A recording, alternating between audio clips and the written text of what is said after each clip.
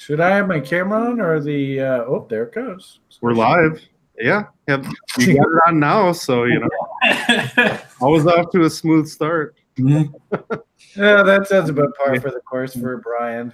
Oh, yeah. What's going on, everybody? Welcome back.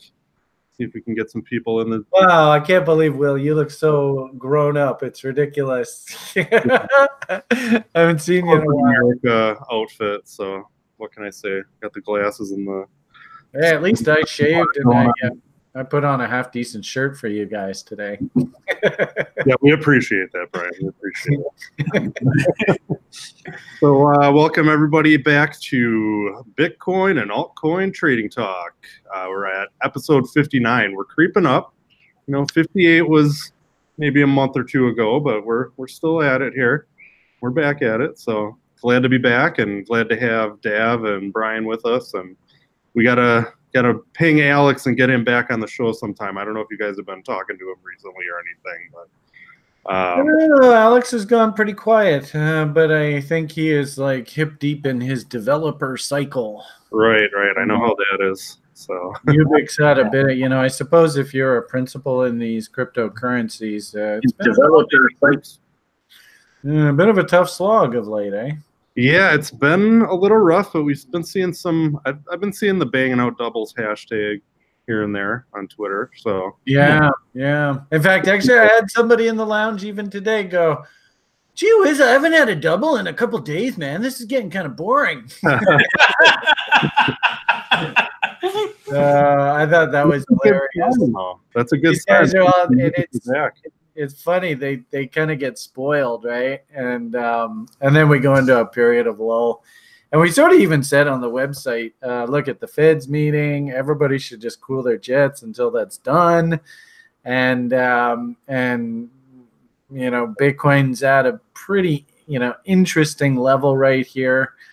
So you know, let's let the Fed do its thing and see if the stock market, how it responds, and it feels as though on first blush we've got through this event okay. And I think we had a couple really good introductions, right? Because like a lot of people are going to be coming to this video new. They want to know who you are and who am I. So that's right. I don't know why let me take Brian just to talk like this. Like JC says, you probably should have a stopwatch. Yeah. And after 30 seconds, you got to say, Brian, shut up. Hey, man, why don't you come on the show and talk up a little bit? I did see that tweet. That was pretty funny. But anyways, to reel it back in, my name's William Kale. I'm co-founder of Coinigy.com, trading platform. Most of you, I think, are familiar with it. If you're not, you can connect to multiple crypto exchanges and basically trade through a single account using API keys on Coinigy. We provide a lot of high-definition charting and alerting. And we just released version 2 into beta, so we have a completely new user interface and a lot of stuff. So hopefully I'll get to go through a little bit of that at some point.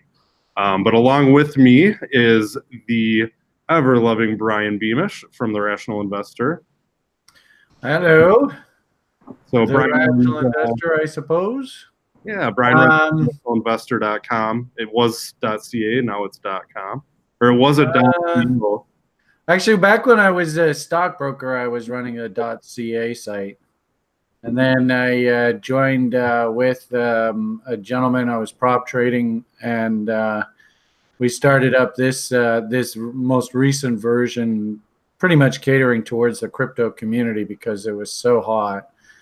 That was the .co site, and I think we sort of outgrew the .co-ness, and we have now graduated to .com. So yeah, that's where we are, the rationalinvestor.com, and its principals are myself, Julian. I don't know, have we had Julian on one of your bat shows before? Yeah, we absolutely did, but it was like episode 2 or something. So. Yeah, it was way back when. And then you cracked the whip and you're like, Julian, we need you back in the back office here, man. And then about a year or two ago, actually it might even be 3 years now, we had just absolute whiz programmer who's sort of the the driving force behind the .com site and this whole developer cycle that we're all going through right now, building all fun tools for everybody to use. Sjord is so the three of us run the rationalinvestor.com, and I suppose I teach a whole bunch of people good behavior in the marketplace and how to set yourself up for success. So I probably am the rational investor. I sure hope I act rationally through this show for you. So and live up to my billing. But that's me. Hi, everybody. And here's my wonderful set. It's so funny how I've actually had interviews and talked with people and students and stuff who, when I do these hangouts, they're like, "Wow, that's the set from the Coinigy show," which is so funny. So here I am in my humble abode, ready to talk crypto. Right on. And then, Dav, do you want to give us a little intro, or should I say? Yes. Well, if you don't know, my name is Davinci Jeremy. I'm an investor in crypto for quite some time, since 2011. And now I'm owner of a company called Davinci Codes, where we're building a software called Pandora's Wallet to allow you to trade like the Brian's little old lady style. And still keep all your cryptocurrencies on your own possession. I'm also a trader myself. I've learned everything I know, everything you've seen on all my shows, all my styles is from Brian over there. So if you hear anything cool, that's actually from Brian, not from me. And I'm also have you made any money? Maybe we better ask you, have you actually made a profit? Not quite yet, but soon, very soon. I think and what's cool is you have like guys on Twitter who actually show you're banging out doubles trades. Like I see them on my feed all the time. So you've got people that actually you've hired to actually publicize all your awesome trades. Well, actually, those are not my trades, actually, because I've been too busy programming. It's somebody else's trades that I taught how to do that. So, interesting. Sometimes we have to delegate, man. I'm telling you. Yeah, no, that's cool that we've been seeing those and retweeting them and stuff. So it's cool to see that you're using Coinigy charts on that and whatnot. So. Yeah, the good part about this stuff that I teach is it's not rocket science, and I didn't invent it. I mean, people have been doing this stuff for like literally hundreds of years. You talk Japanese candlesticks for like almost half a millennium. And it's great because Dav basically he bought the story, he built his plan. And there's one risk management approach that he really likes, the little old lady risk management approach.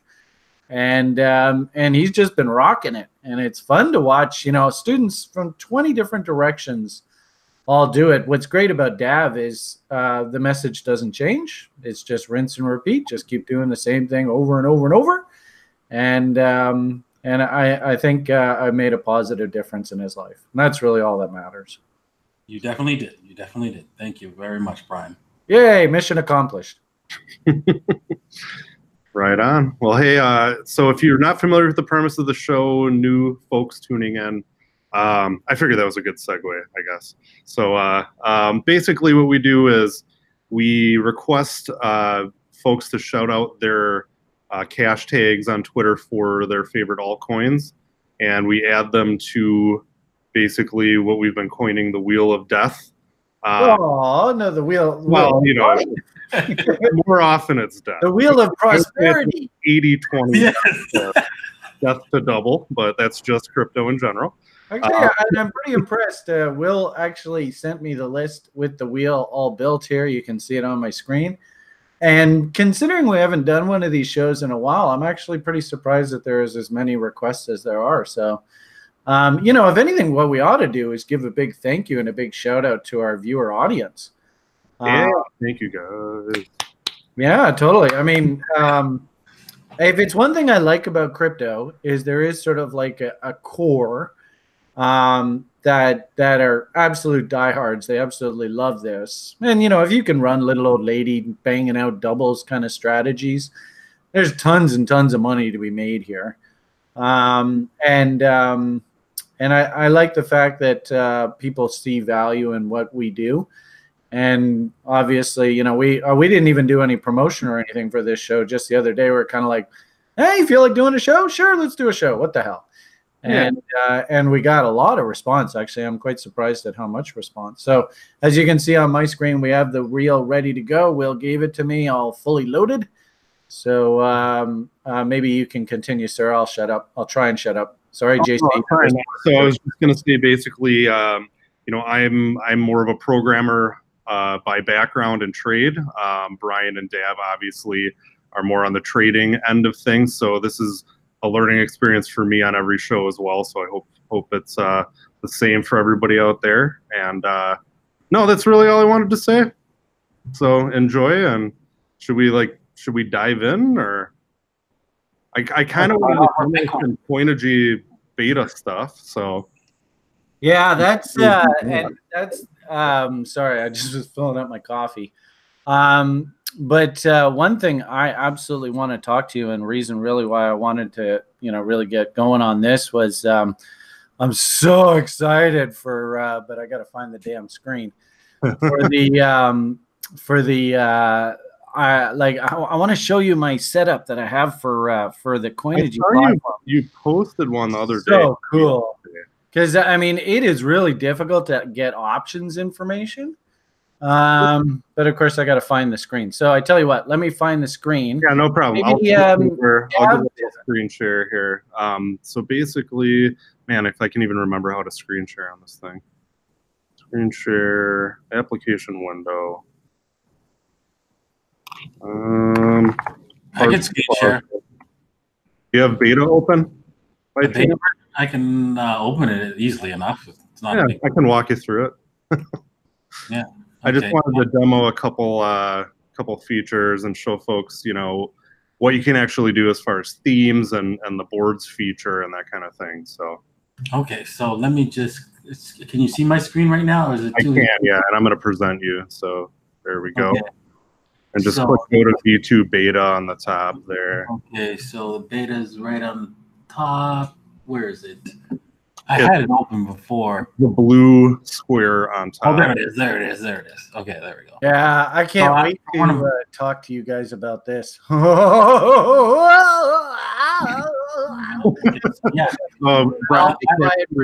playing with the beta.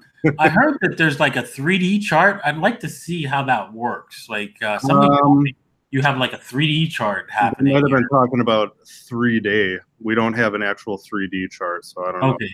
That might just be a part of the rumor mill. But if you guys want to see that, let us know. Actually, we did talk to a dev a while ago. Somebody was kind of working on that, but yeah. So what I wanted to show basically is, you know, so this is the version 2 beta of Coinigy. We've redone the entire UI. You're on the markets page right now, Dav, and essentially what we tried to do is stay kind of as true to our, you know, version 1 as possible. And we're working towards making it completely feature complete. So there still are a couple features and things that, you know, people have been giving us great feedback on that they don't like or that they want to see improved. But we tried to recreate the markets, you know, V1 experience as one-to-one as possible. So you should be able to really dive right in. All you have to do is go do what Dav did and log into V1 and then click that go to beta button on top. But we have a couple enhancements here. So everything's redone in React programming language. Everything's a lot more tightly bound to our WebSocket API. So real-time updates are going to refresh everything quite a bit quicker. You won't have as many of those issues per se that have been kind of around forever in version 1 of Coinigy.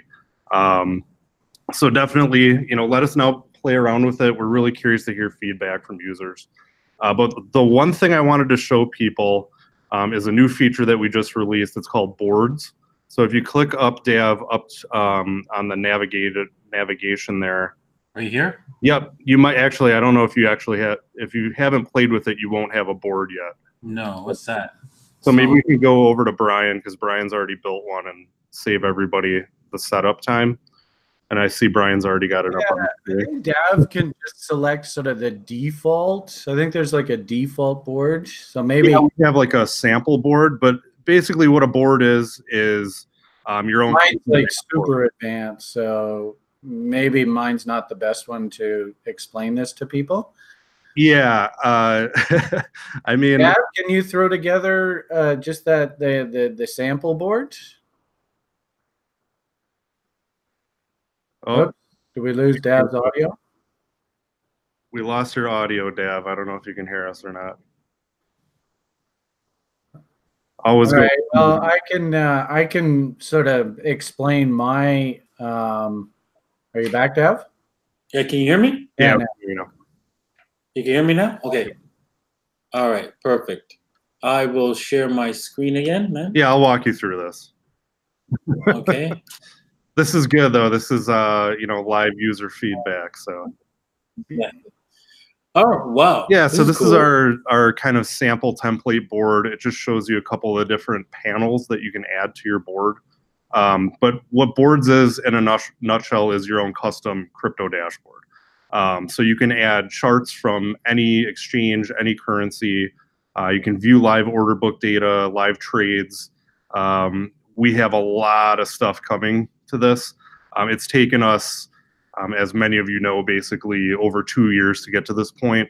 And we now have kind of the fundamental groundwork laid to where we can do all this stuff and everything can update in real time, and just a lot of fun stuff in the boiler for you. So what I wanted to show folks is something that I find pretty damn cool. And we have a theme editor. So basically what you see here, you're in the dark theme right now, Dav. Well, before we get into the theme editor, see in the upper right where it says 8 columns there?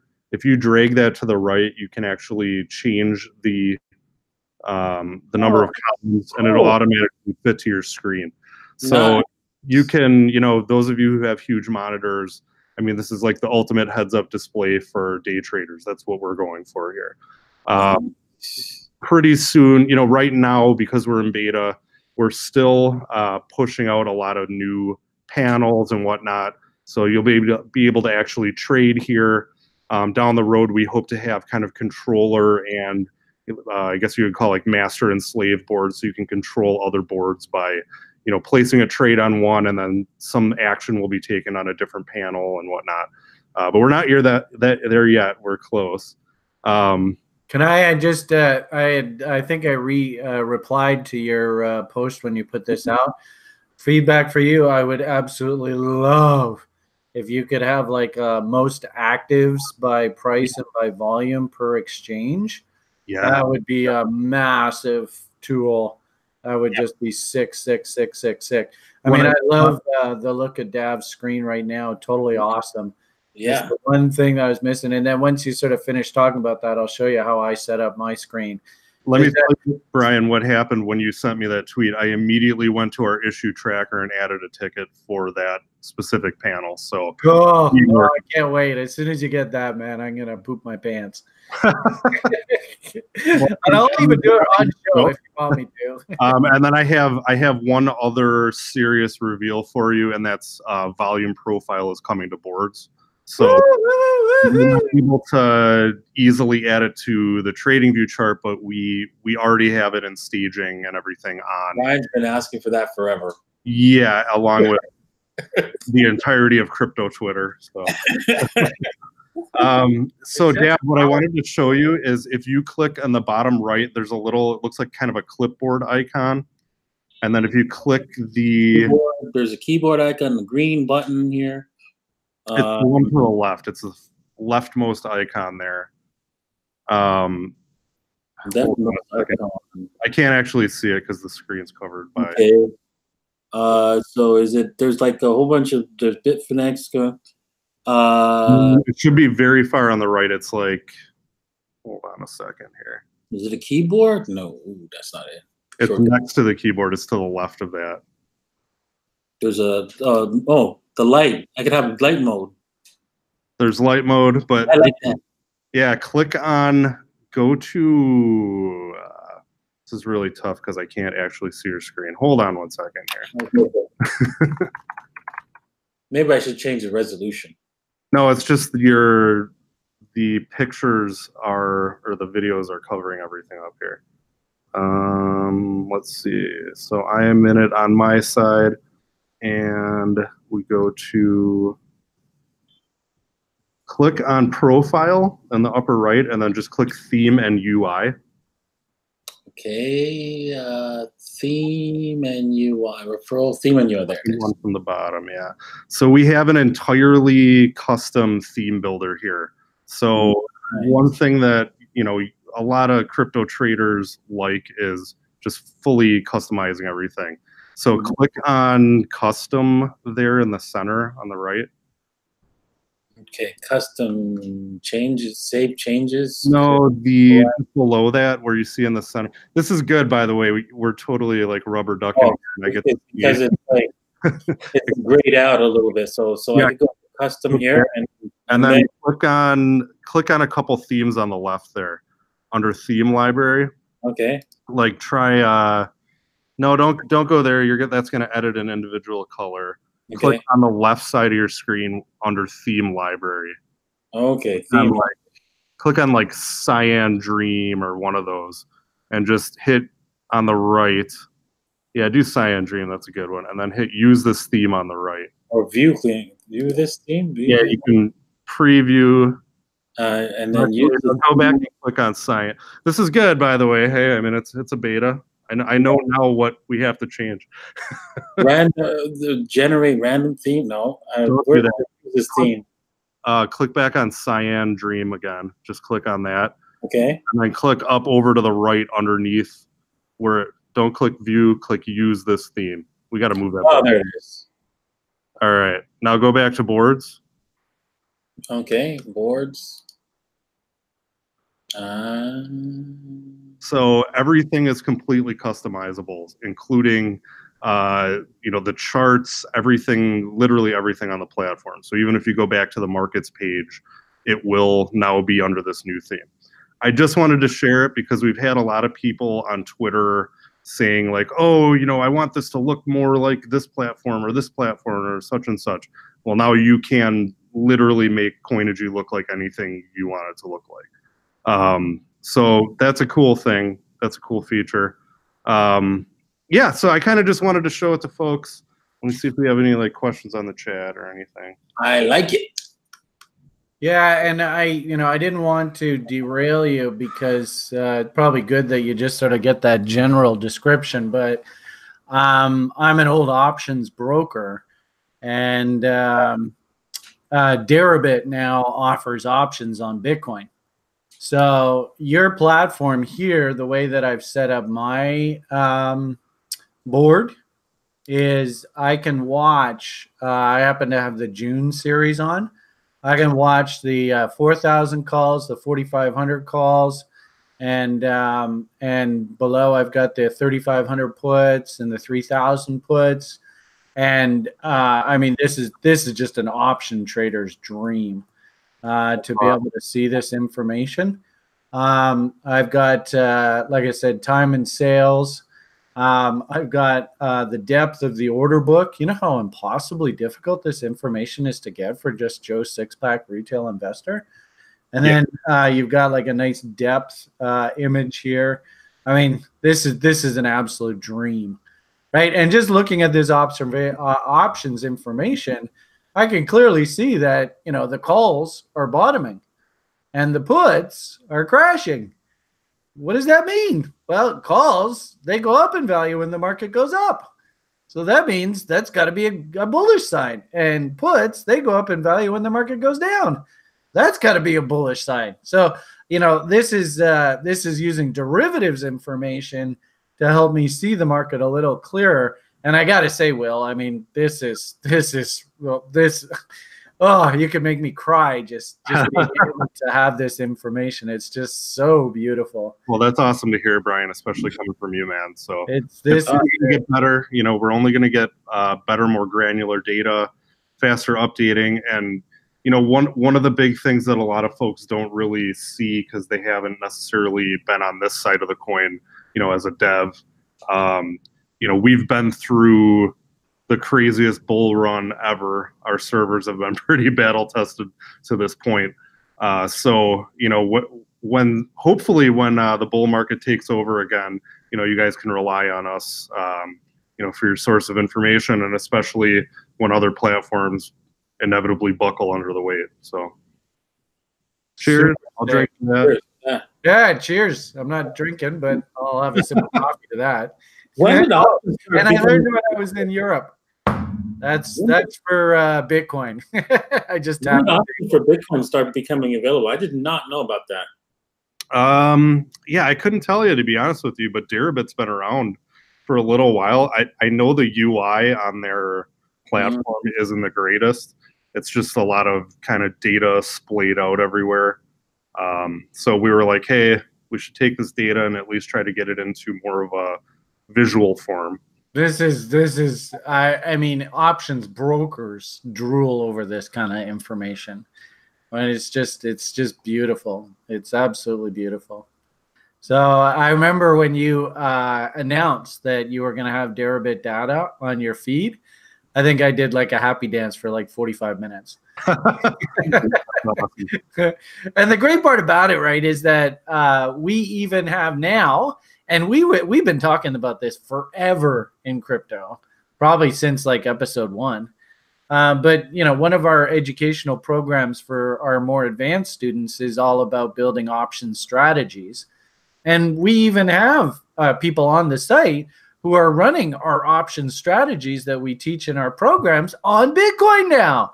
I mean, it's awesome. I mean, this is incredible. Well, pretty soon you'll be able to actually trade straight from boards as well. So that'd be sick. Pretty cool.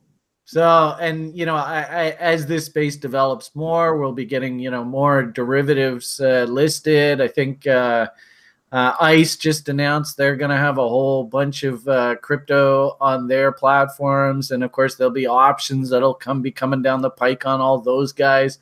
So Brian's just, if we could have like a nice little most active list, and then I can just quickly, like you said, if you can have boards that are slave of other boards, so I just click on a most active and a whole series loads up here. Yep. Oh my God, I'm going to poop my pants again. I think I better invest in Speaking of ICE there, we're talking with them about getting boxed data in whenever the hell that's going to launch, but we should have that on Coinigy on day 1. So right on. Yeah. I just, like you can see, I've left this on the screen. I got to tell people who are watching this video, this is evolutionary. This is a monstrous leap forward for crypto. So way to go, Coinigy. I mean, you're knocking the cover off the ball. This is just, you're going to make me fall in love with you all over again, Will. You're going to make me well, it's been a culmination of, it'll continue to be quite a bit of work, but culmination of several years. So it's nice to see. And we're, we've got a staff of guys here that are working on redoing the entire trading integration system.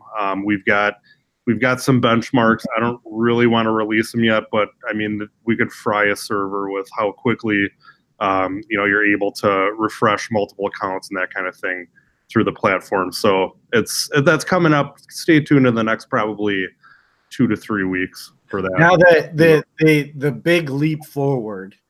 Yes. Will be if you can somehow integrate DAV software into your platform. That way you could have like all your private keys. None of this stuff is on exchanges. It's stored locally. You could totally trade through Coinigy and integrate DAV software into your platform. Oh my God, that would just be cat's pajamas. Yeah, I keep hinting at it whenever I talk to him before the show, So. Yeah, well, that's my shameless plug for you guys. You guys going, wait, what? What did he just say? What? Yeah, I mean, that's one of the ultimate goals, at least from our perspective. We want to give people control of their own stuff. The nature of API keys and all that stuff, we want to make sure that, if it's possible that to keep them stored locally or in the cloud, we give you that option. So it's something we're talking about, and looking at ways to do in the future, you know, like desktop apps and whatnot we've looked at and continue to look at. So it's going to be an exciting year. Probably a lot more exciting than last year for us. And, you know, like TRI, for whatever it's worth, we'll do shameless plugs, I suppose, here too. Sjord has just been absolutely rocking it. And this seems to be a pretty popular theme to be able to select widgets off of your, you know, we're still in our, like, we're doing the developer cycle just like everybody else. But it's great to see that Sjord is just kicking butt with development, and same sort of thing as you kind of have with your dashboards and themes and stuff. Sjord's doing these kind of widgets. And we're taking advantage of the developer cycle too. And it's not easy. I mean, it is not easy at all. But hopefully we'll get TRI to the point where you can build your own custom widgets and dashboards and everything. So I guess the whole point that I'm trying to make here is I see that you guys are taking advantage of the dev cycle. I hope Alex is, and Ubic and all them. I actually heard recently that I think it's SPHR is moving to the Ubic platform. I think they actually made the move or something. So everybody is, and I'm so proud of this because this is really what should happen, is when the market goes soft, and unfortunately the latecomers, they have to go through a bit of pain, but the veterans all know how these cycles operate. But we're all taking advantage of this dev cycle to build better and better tools for our users. So I'm very proud of everybody in this space really taking advantage of the opportunity to build better and faster and sexier tools for their users to use. It's totally awesome. Yeah, it's definitely not easy, especially in a bear market. So I guess we have the benefit. It's better that we do this during a bear market than we go into some crazy bull market again, and then we're all running around like chickens without heads. And you better have all your tools in place when that happens, and it will. I mean, it's just normal. This is just the way business cycles work. So like I said, I think it's great that everybody's taking advantage of this dev cycle to dev up. Yeah. So I'm looking forward to the next bull run, though. Yeah, I think we all are. Well, I'm a little worried that maybe we're getting a little bit too excited too early, but we'll see how it goes. Yeah, definitely ready for that. And if anything, I kind of like it to be calm for this little period in here and just let the pros just accumulate. Right? If anything, now what we should be hearing is beep, beep, beep, beep, and that's your delivery truck backing up, right? The question is, are you ready to take delivery?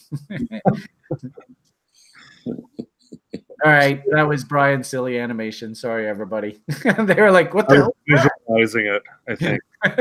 Yeah, actually, I think on this site in our library, and I love how we have such an awesome library of fun tools. I just have to remember what page I have it on. Where is it? Nope, not there. But anyway, we have the delivery truck soundbite. Anyway, wasting time. So what do we feel like? Dav, do you want to maybe show the audience a little bit about Davinci codes? I don't know. I wouldn't mind seeing how you're doing on that, because I'm hearing that it's coming along pretty good. Yes, it is. Yes, it is. I'm just right now. I'm testing. I'm going to share my screen again. So I'm in the middle of testing out. I've rewritten the chain scanner because the old one was like horrible, and now I'm in the middle of testing now, making sure that all the cryptocurrencies are working properly and stuff like that. Can you guys see my screen here? It's like probably giving you guys too much information. Right? But I do see account balances in the background. You might want to put that away so nobody can hack your accounts or anything. Yeah, exactly. I got Bittrex up on. I'm gonna close that out. I'll close out on that because I have too much information there right now. Too much on my screen. Maybe you can demo it later on after you clean the screen a little bit or something. Yeah. So do you guys want to jump into some alts then? Sure. What are you thinking, Brian? Why don't we take just a couple minutes and somebody for JC, let's maybe somebody have a stopwatch. So if we start getting too long-winded, somebody put the brakes on me. But probably not a bad idea that maybe we just do a quick overview of the sort of trends in the space. I got to tell you, man, there's so much cool new information hitting the market. One of the things as an old prop trader I used to follow and broker is things like commitments to traders reports. We can now start doing this on crypto. I'm so stoked. And we can actually follow the commercials and how they're acting in the large institutions and the small specs. So that's great. One thing I just wanted to mention before we sort of jump into crypto too closely is, let's see if I can find the screen. I wanted to just briefly show you, these are our, and sometimes I post these out. Question is, there we are, crypto. This is basically sort of a trend screen, trend tool. I like to follow moving averages very closely to give me sort of an overview of the market. And it was actually interesting to see Tron was sort of our first cryptocurrency out of our major list to actually turn back up to the bull side. So that's encouraging. Been consolidating. We'll see how it goes. I mean, I don't necessarily am pounding the table to buy Tron, but I was very pleased to see that Litecoin has been sort of the next one on deck to actually turn. And I think this is important because Litecoin was sort of back in the last cycle, 2014, 2015. Can you guys see my screen okay? Yes. You'll notice that, this was the Litecoin halvening event. And in essence, Litecoin's got another halvening event coming up here this summer. And I believe that this was sort of the first catalyst that sort of turned the conversation back to the bull side. I don't know, do you guys remember? I used to poke fun at Rob about his Litecoin. But do you remember through this event, this is where there was a Chinese gentleman who actually started a Ponzi scheme on Litecoin. I don't know whether you guys remember that.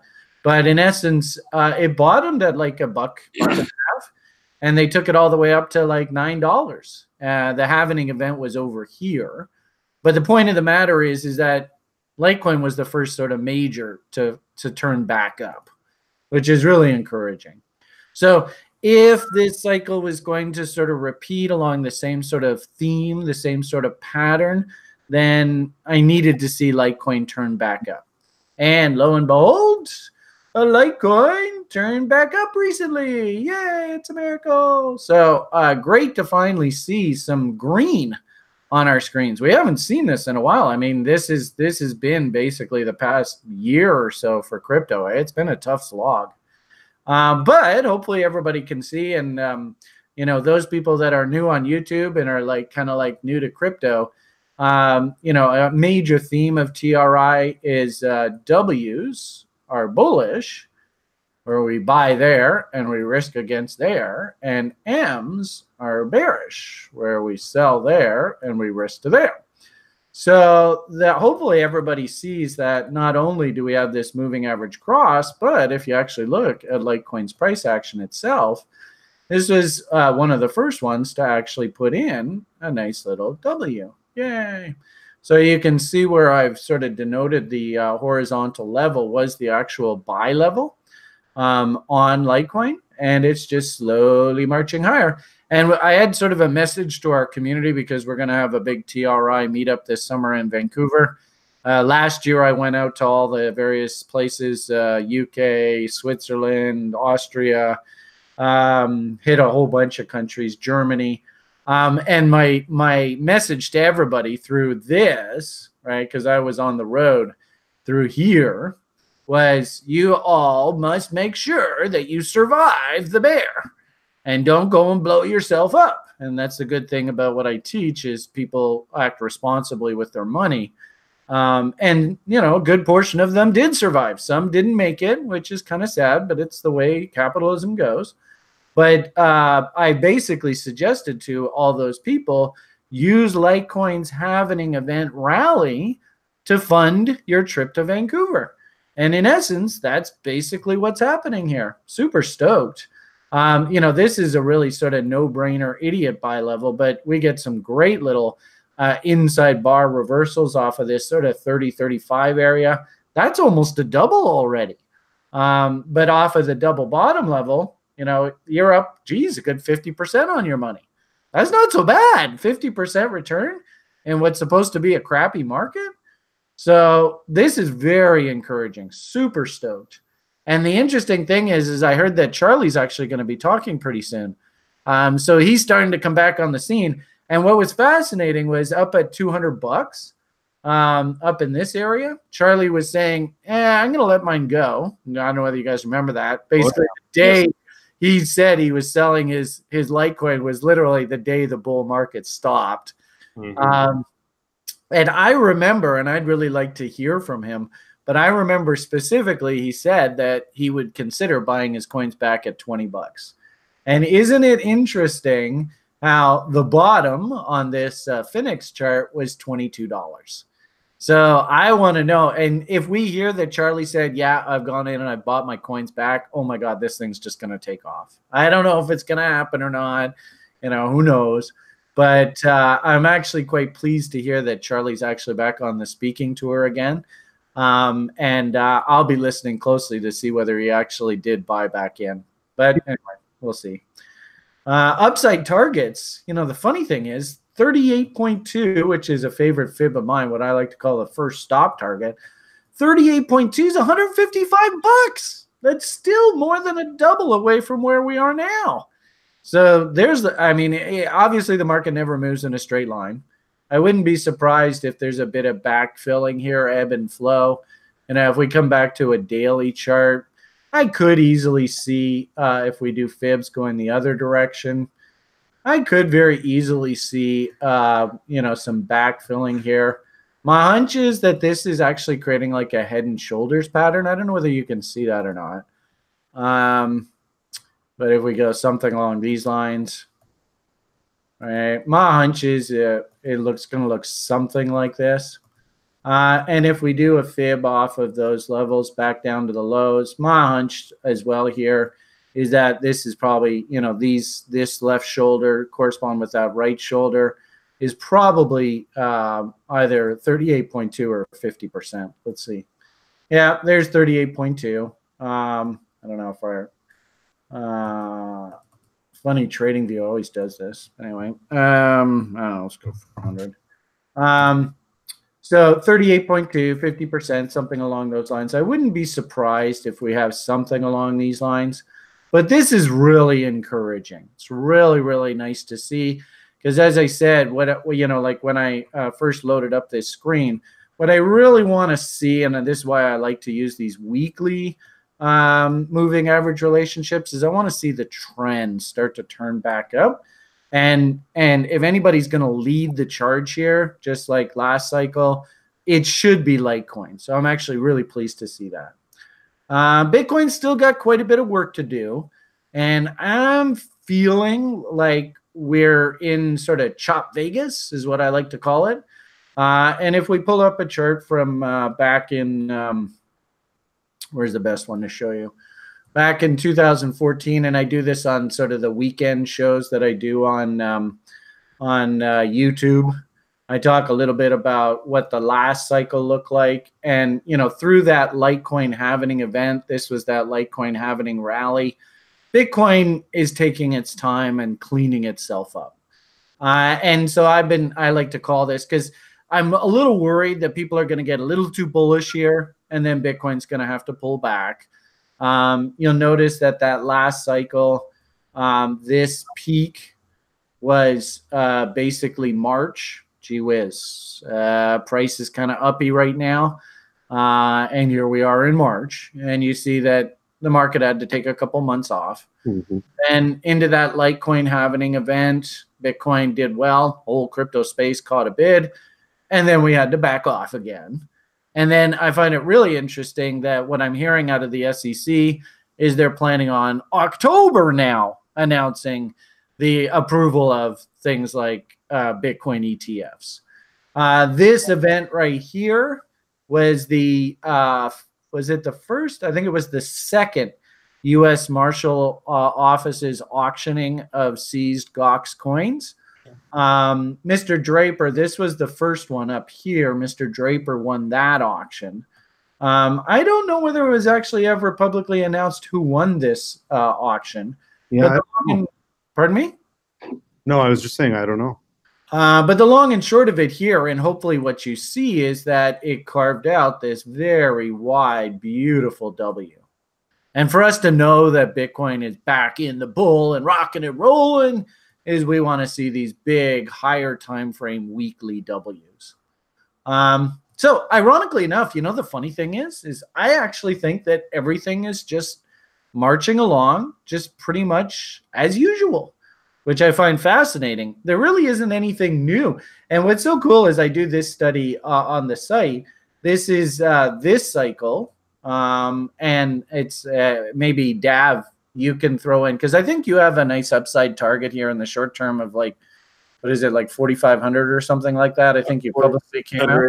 4,800 level. 4,800. Wow, that high, eh? Mm-hmm. Maybe you could talk a little bit about what you're seeing out of Bitcoin here, and I'll set this up to show you guys how incredibly cliche all of this really is. I don't know, Dav, do you feel like talking a little Bitcoin here? Sure, I don't mind. I just got to set up a chart here. But yeah, I was looking at Bitcoin and thinking, yeah, the 4,800 level, I think it was based off of, what's it called, an extension. The last time I remembered looking at this, BTC, okay, under Bitstamp, because I like Bitstamp. Bitstamp, right, really gets rid of all the noise when you're looking at charts for me. Here, let me just share my screen actually first before you guys, before I bore you guys to death with my face. Love your face, Dav. Share. All right, there Definitely we go. Not boring. I love the infectious. What's going on there? Okay, so let's see here. Well, and you can see that the 200-day moving average is coming down here, and so a touch of that just to test it, just to get everybody all excited is a definite possibility. Not absolute, of course. Nothing's absolute, right? And let me see here. If I go and do a quick, let's see if we can do it here. Is that right? Between here and there, and that's extension. I got it backwards, so here we go. Reverse that, and we do an extension up to the golden ratio. Where is my extension? Oh my God! See, because this thing, I need to go back to one of my charts probably, because all my extensions are all gone. Here we go. Big trade, big picture. Let's see here. Big picture. Is that working? Nope. Uh-oh. Okay. Well, let me get something else. Let's see here. Blah, blah, blah, blah, blah. Let's see this autosave here. This no. Ooh, try to go with V2 maybe? Uh-oh, that's not. Okay. Alrighty then. So let me just go back to BTC on Bitstamp, and I could always just manually place the. Yeah, you'll have to ping me with that because I can fix that for you. I don't know. Okay, no problem. Don't worry about it. I understand completely because I'm a software developer myself, and not everything is going to work 100% of the time, and it always breaks, especially on a show. You know what I mean?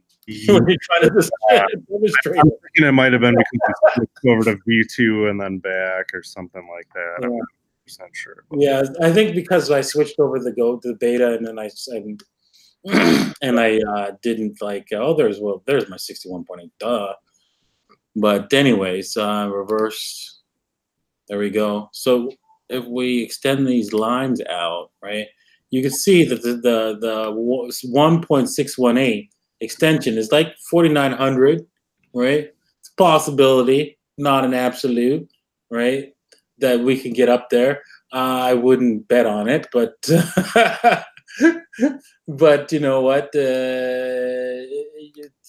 Anything's possible in this crypto space, especially when there's a lot of crazy people out there that are hungry for Bitcoins to go higher, and they want to buy Bitcoins. And there's a lot of positive news, right, about Bitcoins that are always showing up in the news, and Bitcoin just shakes it off, going, yeah, that's nice, and does nothing. So yeah, here we go. So we go to the 61.8. You can see the 61.8 level here for this down drop move, right? Is at the 5,200 level. But I'm not interested in that. I'm thinking the 50% level right there is a good place for Bitcoin to go. But most likely it's going to probably get hammered at the 38.2 because Ray Burchett says so. Isn't that right, Brian? Ray Burchett sitting there on the New York Stock Exchange going, wow, my ears are burning for some reason. What the heck is going on? He doesn't realize half of the cryptoverse now knows who he is. Ray, if you're watching this, man, we love you, babe. But actually, this is actually really interesting. So I've just thrown the stamp chart on here. Just to sort of dovetail what you're talking about. And interesting how, because I like to use this thing called the parking garage, the 1.618 fib up to 200% extension. 200% not really an extension. It's more of sort of think like head and shoulders, think market symmetry, think sort of parking garage. Remember we used to do Amanda's penthouse? Wonder where Amanda is these days. No, she's like literally just fallen off the face of the earth. Too bad. But anyway, I don't know whether you guys, anybody watching this video that went through the last cycle, we used to have a lot of fun with Dash when it was running up, doing these extension levels, and we called it Amanda's penthouse. But I think actually you're onto something, Dav. I kind of like what you're thinking here. So we can, I'm a big fan, and I sort of termed it myself because I always think it's a good idea that traders sort of give their concepts their own unique names. So I really like the idea of 61.8 fib, as Dav just mentioned there, off of this failure, where you actually draw this top. That's, I suppose that's subjective. We could go off of that level. We could go all the way off of there. But if we just go off of this nutso wick here, just for illustration purposes, I thought it was really interesting. 61.8 up to 78.6 is what I like to call the reload zone. And interestingly enough, you can actually see that, if you wanted to actually short Bitcoins and you're like an institutional player, you really want to hit this level here. And keep in mind too, there's a lot of people that bought Bitcoins here, and they're sitting in the doghouse and they're just going, please, just get the market back up here. I'll get out. I'll never buy another Bitcoin again. Just please, please, please, please.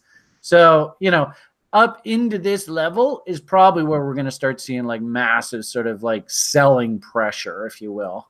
But it's interesting that Dav mentioned that off of the panic low, if we draw an extension off of this rally peak, you'll notice 200%, there's 61.8, or 1.618, the golden ratio, if for all the mathematic enthusiasts.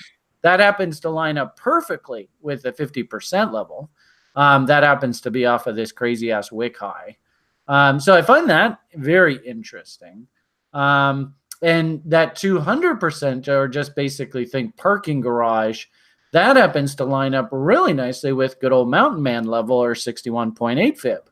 So yeah, I mean, I can understand and I can believe the logic on seeing a nice little pump into this area. I guess what I was worried about here in the short term, and I even put a tweet out to that effect earlier today, was this little trend line here, boobity boo, off of this this tail. It really is dominating price action right now. And what I was really worried about was you happen to see this action here and big rally up, pull back, test of the highs, then doji inside bar, down we go. And we have big rally up, pull back, rally up against the highs. We started to sort of doji type action. And what I was really worried about was the Fed's going to come along and just poop on everybody's party. Because I got a funny feeling, you know, like the whole stock. There was a gentleman online, I can't remember what his name is. He's putting out, he has a really popular video stream podcast. I'm not sure what you call it. And somebody asked him if the stock market and crypto were correlated. And he was like, yeah, totally. They're totally correlated. And, you know, you see how the stock market acted into December. So you can, it made perfect sense that Bitcoin acted the same way into December. So I was really worried that Mr. Powell was going to come out and poop all over the market. But he came out today and he said, nah, we're done raising rates. That's it. So you can see Bitcoin was just hugging this trend line, and any kind of pooping action by him. And oh boy, you know, this is a market symmetry study. If we had lost this trend line, oh man, all hell could have broken loose. But we didn't. We held it. And more importantly, you know, you notice this rally peak and then the doji and then the inside bar and fail. We actually have broken out through the highs here, which is so cool. I mean, from a technician's perspective, this is very positive. That's a good sign. So I was very pleased to see that. So Dev, you know, I think your forecast, you know, I think we need to call him Swami Davamoto. Is that what we call you? I could, you know, if this thing gets a head of steam behind it, I think we could actually see your objectives hit. I think over the short term, though, we are going to probably run into, this is a pretty normal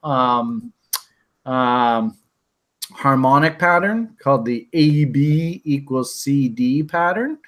I think you're going to run into a bit of traffic up against this old high. And I've heard a lot of people on Twitter and, you know, all the social media are saying this isn't a bull until we get it through 43, 4,400.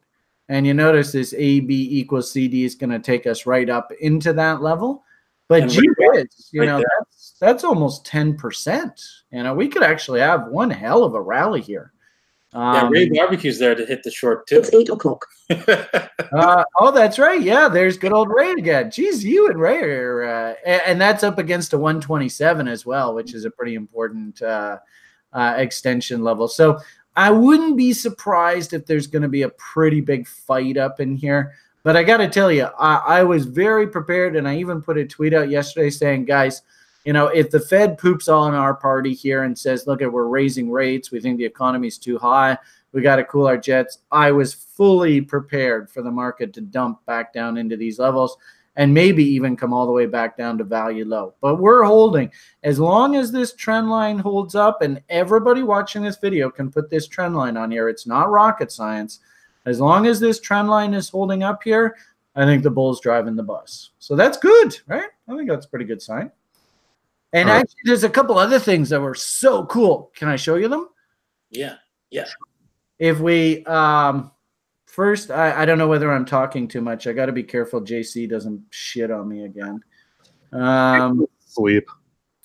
But I put out a couple tweets. There's a couple really cool fundamental events that are going on. First off, you know, we have one on the site. We have a regular co-show host with me.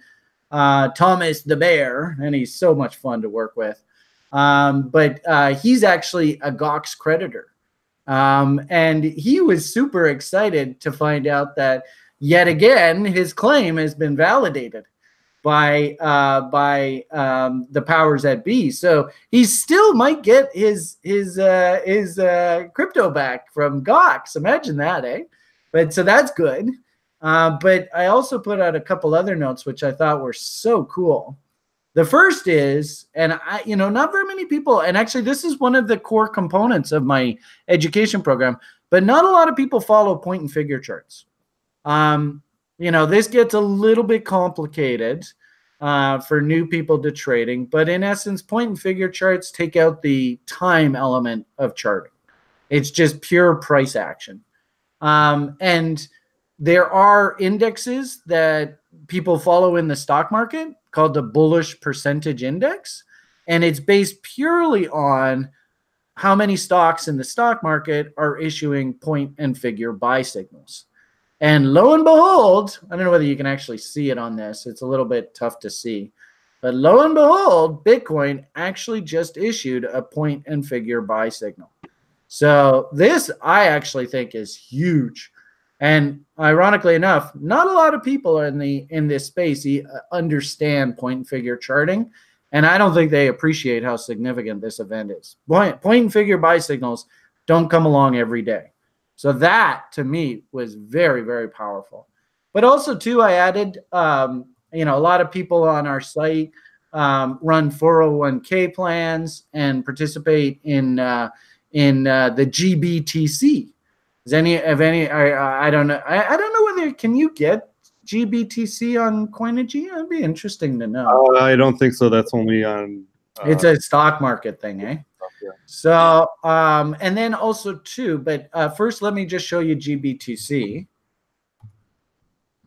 So there's GBTC, and very simply put, if we can close above this clothesline level, that's a clothesline buy signal. Do you see the W? Down, up, down. And look how the market came right up to that level and went, I'm not ready yet. And then notice what happened the past couple days. You can see we're right up there. I mean, talk about close, eh? I mean, you can't get any closer. But lots of W. We actually perked our head above there. So on a clothesline basis, that close right there is 496. GBTC prints close 499. So that's a double bottom. It's in. And then the last thing that I'll mention is, and I don't know how to get this because Alex, my other show co-host, he actually found it. But do you guys know offhand the Bitcoin symbol for Korea? I don't know how the heck I'd find that. But about like KRW or is it? It could be KRW. I'm not quite sure. Hey, oh, geez, Will, you're so damn smart. Now I don't know where we want to follow this, but do you notice? Look at what the Korean Bitcoin is trying to do here. So, and if I'm not mistaken, if we go on like a candle basis, yeah, I mean, look how strong that is, right? Right up at the top. And of course, they're just going to start their new day. So, we'll see if this thing pops. But in essence, that's looking very uppy. That's not looking downy. And if we start throwing on things like indicators, OBV, I mean, you guys tell me, is money flowing into this thing or is it flowing out? Sure looks like it's flowing into me. Wow. In fact, can we call that a Davo? No, it doesn't quite. Well, no. Pretty big, isn't it? But it's too big. It's too big. That's what she said. But the point is it's not a bad looking chart. I mean, everything right now is pointing up here, not down. Mm-hmm. So we've got sort of point and figure chart breakouts. We've got a Fed that is basically said, you guys go have some fun, right? We're not going to throw a cold bucket of water on you. We've got GOX, which to me, what I heard was relatively positive. That again, they're sort of validating claims. We've got ICE coming out and saying they're going to do a whole bunch of listings. And we've got maybe, if we're lucky, the kimchi premium coming back into the market. So put it all together, I got to say, I'm actually feeling pretty optimistic right now. The only caveat, and like I said, I think what we have to do is we have to watch whether we lose this trend line. If we lose this trend line without taking out this high, then I think we could be dumpy. So, my advice to everybody, and as Dav said, this is a nice stamp chart, so it gets rid of a lot of the noise. Just watch this trend line. If we start failing below it, then, the bull's on pause. If we can hold it, rock and roll. So that's my sort of summary on Bitcoin. Anything you want to add to that, Dav? No, I mean, other than if you're day trading this, I see that you could probably take a trade, a 2-to-1 risk to reward ratio trade on this from around 4,000. I'd try to get in below 4,000, but it's too late now. And then risk it down to 3750. I think it was like 3750 was the breakdown before it breaks down. And then that's 250 of like 500, 4,500 is your profit taking level. So yeah, I mean it's too late now, but but there was a trade there. If I was gonna day trade this, I like to run a cute little setup that I learned back in my broker days, and I used to trade this on crude oil. Day trading, I like to call it the bot. And I think there's probably this AB. I don't know whether you can see my screen or not. Yep. But, what was really interesting was this massive doji candle. And I've noticed this. I've actually noticed recently that Bitcoin's not moving on its own. In actual fact, what's going on is there's a lot of program trading.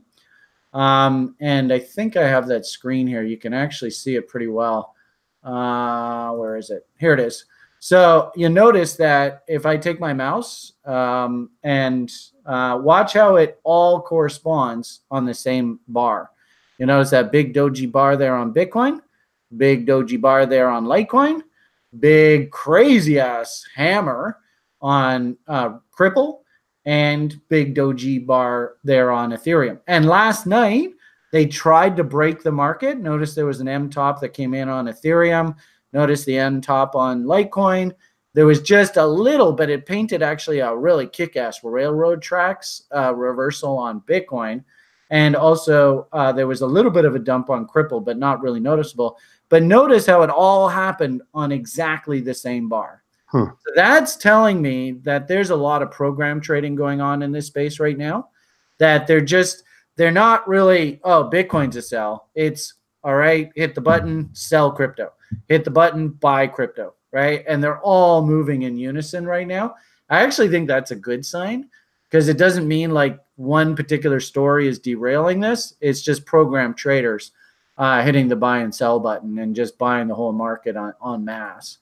But just sort of finish off that thought, there is the bot entry level. I've just eyeballed this off a stamp. It's not accurate. 39.93. What did you say? Did you say $4,000, Dav? Is that what you were thinking? $4,000, yeah. And notice the railroad tracks and that trend line that I painted earlier was right off that level. Isn't that sick? Damn. So move stop to scratch at 40.59 with a target of 41.92. And then probably not a bad idea that we go back out and take a look at that daily chart. Where does 41.92, or let's call it 4,200, where does that align? That's basically going to be a test of these highs. My advice for we don't want to use the word advice, but anybody who did take this, I might look to sell like 3/4 of your position. And if you're really lucky, we get some sort of insane blow off top face rip up here into Dav's upside objectives. And you'd look to sell the rest of your position up in that area. That's sort of the way that I would approach it right now. But yeah, you're right, Dav. I do like that day trader setup. Keep in mind, though, public that are watching this, trading like a day trader rock star like Dav, it takes a lot of planning. You have to be very calm. You have to articulate what are the reasons that are going to make you act. You have to understand your risk management strategy. You have to clearly articulate where you're going to get in, where your stop loss is. With the bot, we actually have rules where you move your stop and when you can move your stop up and lock in profits. It's not easy at all. I would, going back to my original conversation with you guys, and I wanted to set this screen up, I still honestly believe we're in Chop Vegas mode here. So the Bitcoin is going to break some hearts here before we actually head into a rip-roaring insane bull, in my opinion. I think we're in now Chop Vegas. We're out of the hangover. And I mean, what do you think, guys? Isn't this remarkable how consistent this is. This is 8 years of data, and these look almost identical. It's quite shocking to me when I see this.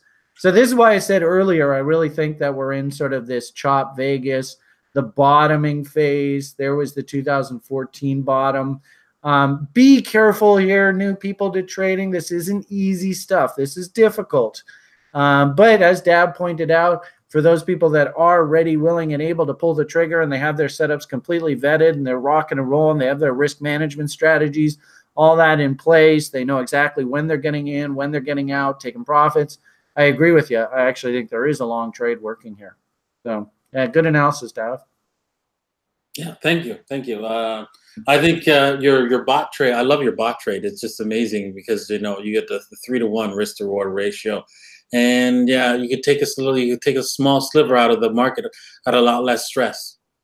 Yeah, totally. And that's to the YouTube audience. Please understand, risking money in the marketplace with the anticipation of actually making money, not just out there. I don't know what's going to happen. All right, let's just black 8. Let's roll the dice, see what happens, or spin the roulette wheel. And actually coming to the market, anticipating to make a profit, they're apples and oranges. And you really need to vet out your setups. And you really need to vet out your reasons, what are going to cause you to act. And then, of course, you have to act when those reasons come in. It's not easy. It's not easy at all. But working with setups like the bot that have sort of built in, I'm going to risk, this amount of money off of the setup. If I'm wrong, I'll take my lumps. If I'm right, however, and we actually hit the upside objective, which is a very natural AB equals CD, there's nothing unnatural about this, then I get paid $3. And this is the key to being profitable over the long run, people. If you're watching this a week or two from now on YouTube, please write this down, take a screenshot of it, do what you have to do. You have to make sure as a trader that your average winner is bigger than your average loser. This is the key to making money from trading. I see a lot of people, they need to be right. Look at me, I'm right 98.6% of the time. But their average winner is actually smaller than their average loser.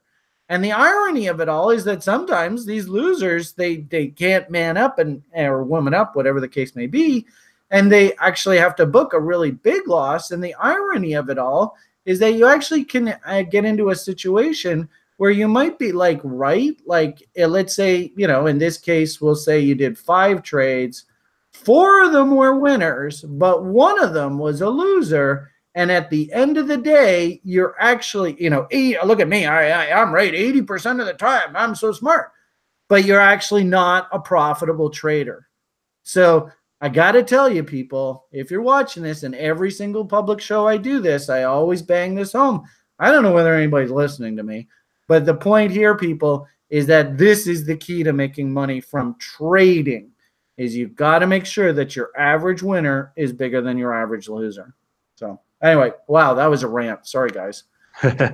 Actually, JC just popped in the chat. What's up, man? Oh, did he? That Beamish guy. That was more than 30 seconds. Yeah, he goes, I'm calling my lawyer. About this is what he said. Nice. Well, I think we should probably move on to some altcoins. Do we want to consult that serious wheel over there? Yeah, the wheel. All right. So give the people what they want.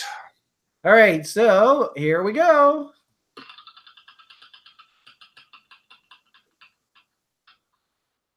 Ooh, what if we get Ubik? LBC versus 2. You know who that was? I think that was Jesse Couch. Was I think that was more of a fundamental question. Which one is the better crypto YouTube? And I don't have enough fundamentals to speak on it, but we could look at the charts. LBC. That's not library credits. Library credits. Yeah. Because I like that coin. In fact, I think on this site we have a whole bunch of people who are long it. It's one of those funny ones where, you know, if your strategy is sell half on a double, I think it got up like really close to a double level, and a whole bunch of people on the site were like, "Oh man, so close!" Ah! But the cool part about library credits, if I can find the darn chart, maybe I don't have it on here anymore, is gee whiz, it sure has a long way to go. No, I can't see it here. Oh well. Let's just pull it up. And I really like that tube. There was a gentleman who actually, so maybe I'll mention this first. There was a gentleman who tweeted out, I guess about a week or two ago, and I love this about crypto Twitter, is every once in a while the OGs will drop lists. They'll say, look, these are the ones that I think are really half decent stories. This one kind of bums me out because, you know, Brian and his silly reload zones. When the gentleman tweeted that out, I put on my chart. I noticed there was a little price gap right here, and I love working bids in price gaps. And there's 78.6, and so I threw my bid in right basically at that gap level. And look how it came down. And they go, oh, there's Beamish's order. Oh, there's no way we want to give him a fill. And then it just took off like a rocket, right? Straight up to the 50% rule. Oh, well, you can't win them all. That's the way it goes. But I love this chart. And big shout out to whoever the gentleman was. I can't remember just off the top of my head. But he had a list of about half a dozen coins that he really liked. And I was just like, geez, these look really good. So I actually went in and the one actually that hasn't performed, which I'm a little surprised about, is this HXRO. Now that I'm mentioning it on YouTube, though, I bet you they're going to dump this thing. But nonetheless, did a little nanny nibble off of that bad boy. If you're trading this thing, if we lose these lows, it's probably a good idea to hop off. Because I nanny nibbled, Dad likes to call it the little old lady strategy. I don't really have to worry too much. Incredibly small amount of my portfolio is in this. But nonetheless, 78.6, candle body lows. I love that level. I'm more than happy just to go and nibble on those kind of levels all day long. So I just wanted to mention that tube. Ironically enough, we'll do that one first. And wow, what a pretty chart. I mean, just textbook. Everything about this thing was just absolutely perfect. And, you know, those people that are sitting at home watching this, try and learn this stuff because, man, it is so powerful. And just take screenshots if you need to. I have a general rule that I have to force myself. I'm not allowed to buy anything unless it is at or below the reload zone. Oh, we lost Will. Hopefully he's okay. And even in this space, because it's venture capital, I would use this 61.8 to 78.6, what I like to call my reload zone. All right, what are we looking at, Will? Dog, he'll be fine. I'm sure he'll. Right. Hope he didn't just pass out or something and is kicking the camera around. No, he's probably changing rooms because it's, you know, his employees are around. So. Oh, okay. Hey, there he is. So nice. If you want to, I guess he figures, well, Beamish is going to be going for the next 20 minutes now, so I can. But if you want to help you in the crypto space, venture capital. Can you guys? Sorry, I was muted. That's okay. It's all good. Were you showing us something? Yeah. No, my laptop was about to die, so that would have been good for the show. If you want a tool that sort of helps you sort of stay honest in the venture capital space, I like to, and actually I saw him just on the site there a few minutes ago. One of our students, Ian, big fan of 88.6s, and we actually affectionately like to call this sort of like the crypto reload zone, where 88.6, 78.6 to 88.6 is a really sexy level. And so you can see how this thing came back down, did not break the lows, but came back down against this 88.6.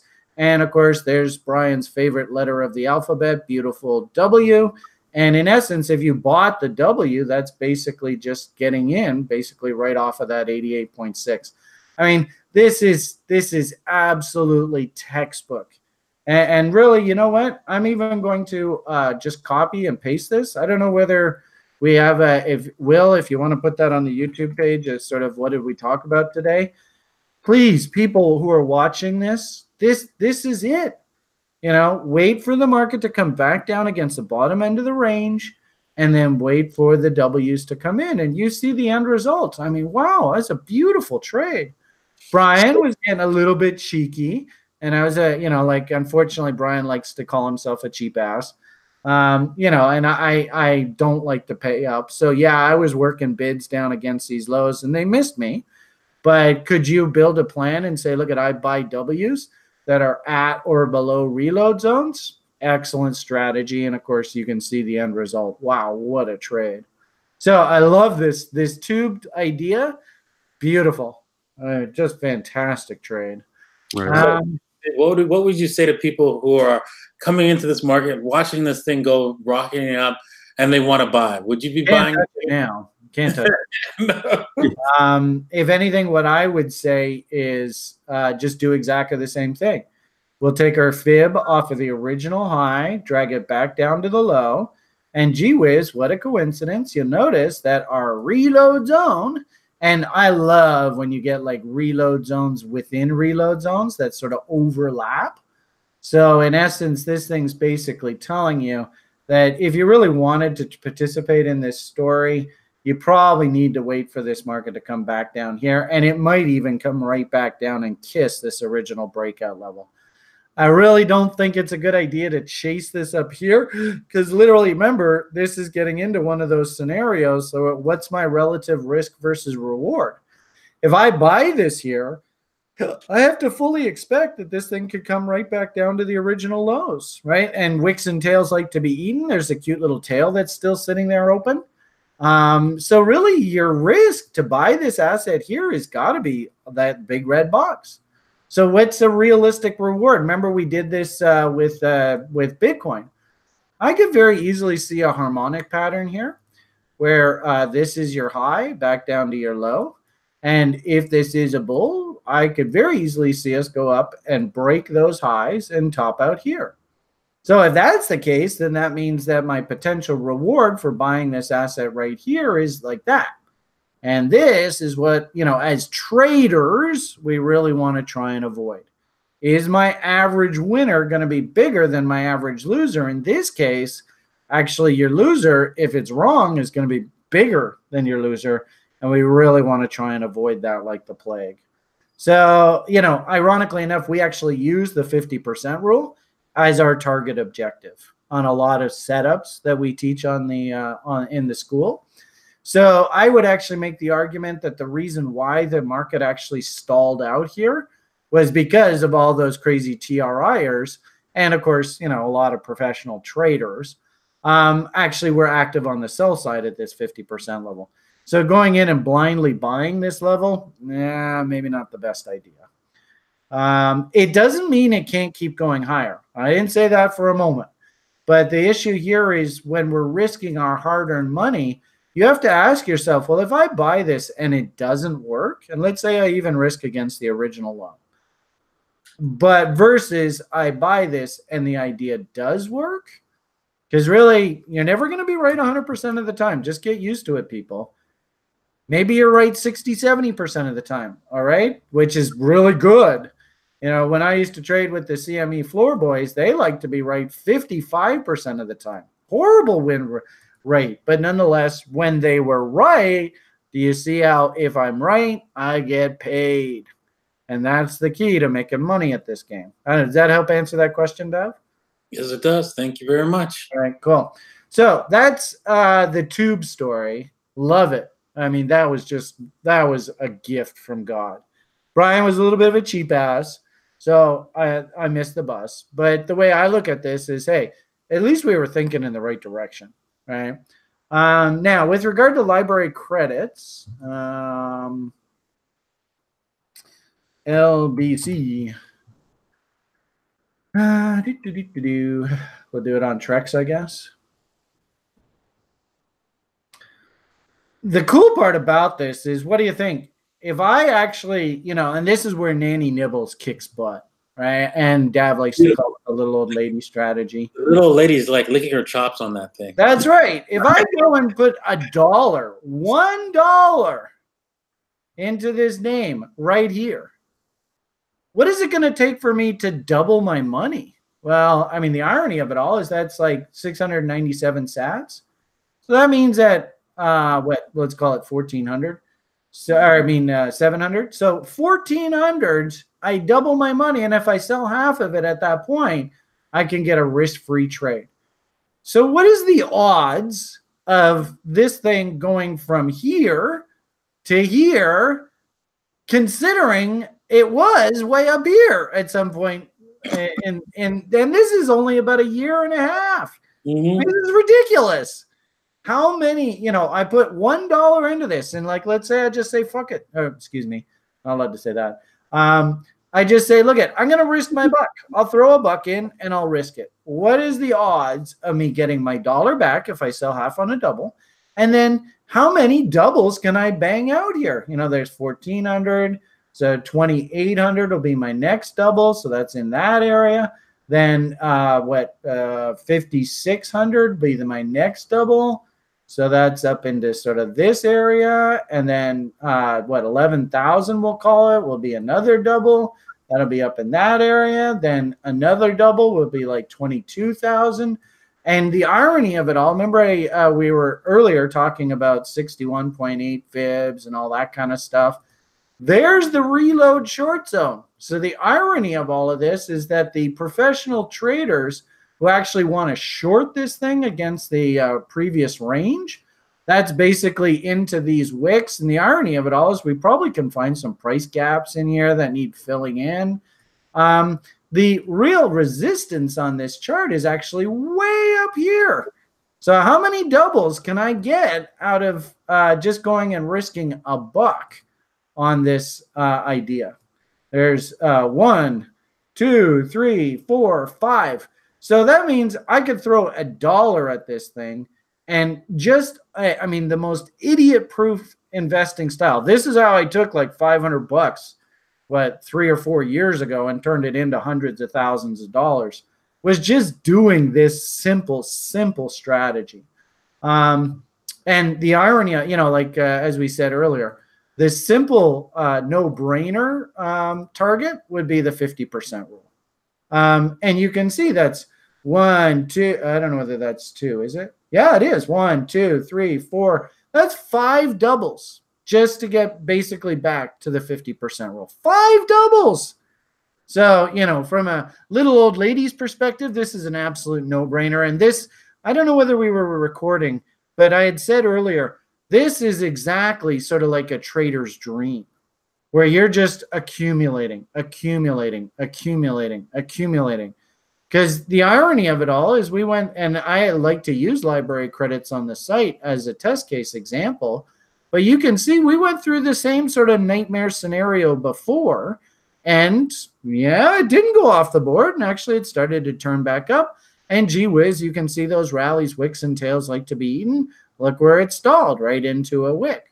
Could we do the same thing again? Keep in mind, when this silly thing was first listed, it was all the way, I mean, this just gets staggering, the prices here, right? I can't even go up that high. I mean, how many doubles is that now? There was 5 doubles there. How many more doubles do we get if we go up and eat this wick? I mean, the numbers just get ridiculous.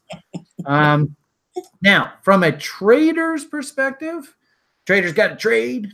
I kind of like, and I think I did this trade for the site. I like the fact that we, you know, if we change this to a line chart, you'll see it a lot easier.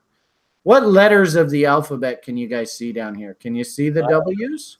A lot of W's. WWW. W's. A large W coming in too. Yeah, maybe M's, maybe W's. But the point is that, you know, from a trader's perspective, I think, you know, we definitely got a gift right here. That to me looks like a really powerful level. I suppose it did put in another W here. We're getting a little bit late in the tooth here. But even if we go, you know, this original W, do reload zones, where can I start hunting entries? Hopefully what you see is, gee whiz, this W came in right through a reload zone. Wow, what a shock. So, you know, the traders, I don't have a problem whatsoever them hunting. You know, there's 78.6. Brian loves his 78.6s. I don't mind. Oh, look at that. There's a juicy gap. Now, there's a good example. Remember that tube? I missed the bus. But hopefully everybody can see. If you had drawn your reload zone, and actually this went all the way up there, right? But if you had drawn your reload zone and then looked at your price chart and then saw this gap happen, this was an absolute gift right in here. So if we do just a reload zone off of this range, boobity-boo, notice that 78.6 just off of this range lined up perfectly with that gap. And this is what I kind of missed on that tube trade was, you know, sometimes the market will leave you behind, but you can see if you had worked a bid off of that gap and 78.6, oh, you got an absolute gift right there. And just FYI, full disclosure for the site, we got a bunch of people who did buy on the site through all this area, and we've got all our sell half on a double orders way up top here, and we're just sitting patiently. And what do you think the odds are? Do you think I've got a chance of being able to get that double off sometime maybe in the next 6 months or so? Have I got a chance? Oh, definitely. Yeah. I think so. I think so this is why I'm not really in a big hurry. I just, you know, just cool your jets. No big deal. It hasn't performed like that tube, but it wouldn't surprise me. You know, I mean, hell, you can even just do, you know, and every time you zoom out, there's a higher high, a higher high, a higher high. It's remarkable, eh? If we just go off of, this is just the past year's range. And, you know, in the stock market, I would use 52-week ranges, but that's just even the range from last March. So this is just a 1-year range. And use our 50% level as a target.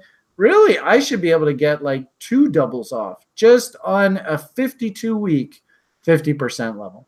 So, I mean, I love it. I mean, and as I've said before, you know, the worst part about this game, everybody is watching out on YouTube, and I have no idea if anybody's even listening to me. And I'm sure JC, we're at, what, about 30 minutes, not 30 seconds. So I'm sure he's going to be all happy.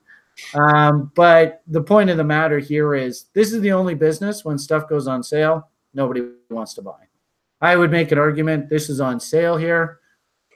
Do you feel like making money from trading? This is the kind of thing where you actually have to force yourself to step in and buy. You can do the little old lady strategy, nanny nibbles, whatever you want to call it. The point here is, I think, you know, if anything, this is exactly what this is to me. Opportunity. Whoa, yeah. What does this line say, Will? Yeah, Will? Muted.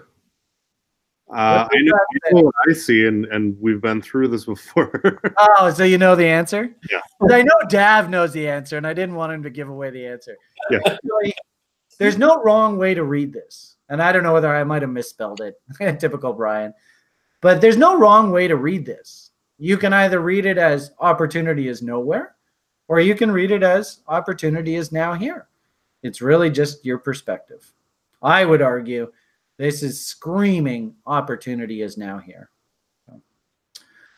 All right, well, that was a mouthful. I don't know whether I helped or not, but that's my 2 cents on this stuff. Yeah, I mean, I think I'd be curious to research these a little bit more because I know nothing about Tube, but Library, obviously, I've been following for quite a while, and I know they have a good product, and they actually have a product, so that's, you know, saying something in crypto. Yeah, Dev, do you know, I mean, do you know the fundamental story on this bad boy? On Library credits, not so much, but on TubeCoin, it's like a decentralized YouTube. You can put up your videos there, and you get paid in Tube coins.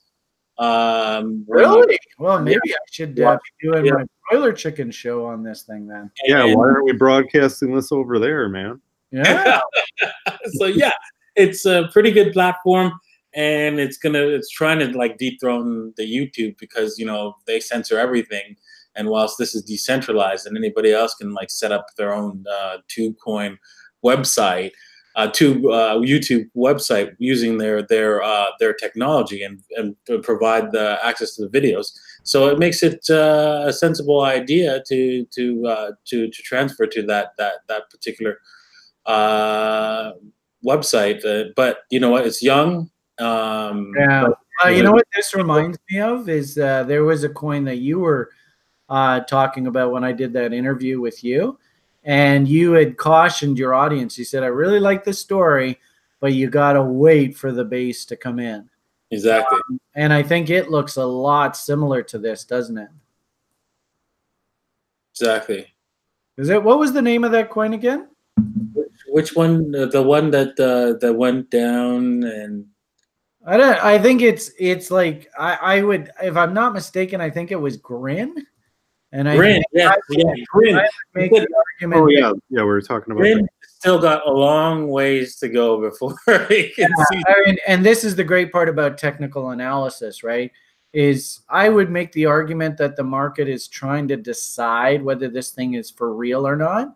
And I think that, you know, the people that are willing to place bets and who believe that in bottoms in this thing and value, they have sort of decided that this 600-700 sat level is the bottom. It might even be these two people themselves have said, look at this is value. We'll step in and buy this. And that's why I like using price charts, because you can visually see exactly where the bottom is. We'll know that this thing is for real if we can actually get up through here and confirm a weekly W, right? So if we go W, there's the weekly price chart.